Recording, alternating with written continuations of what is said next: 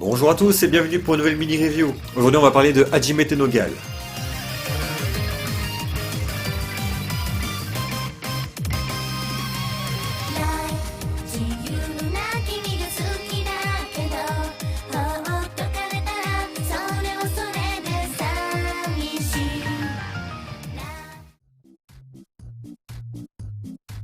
Hajime no Gal est une comédie animée par le studio Naz et éditée chez nous par Crunchyroll.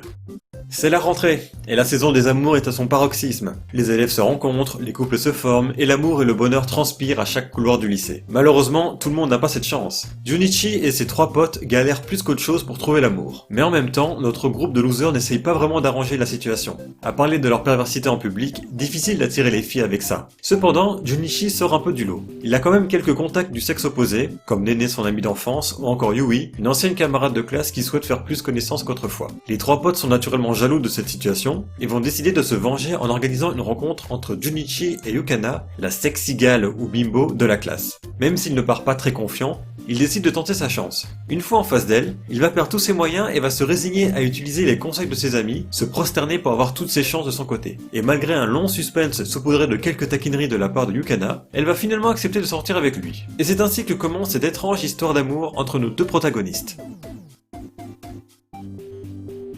Pantsu!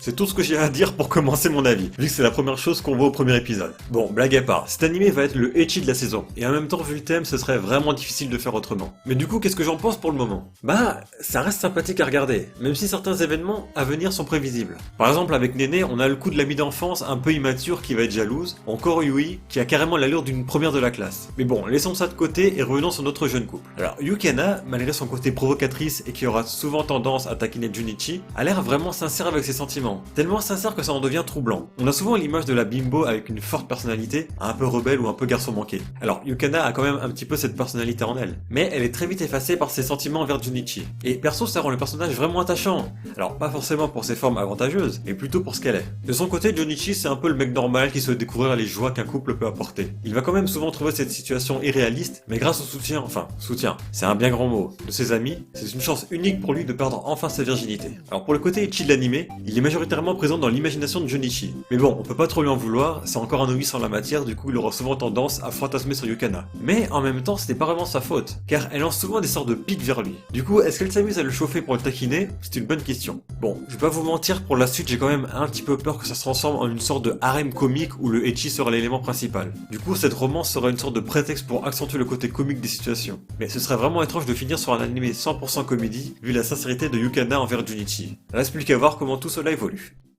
Donc voilà, j'espère que cette mini-review vous aura plu.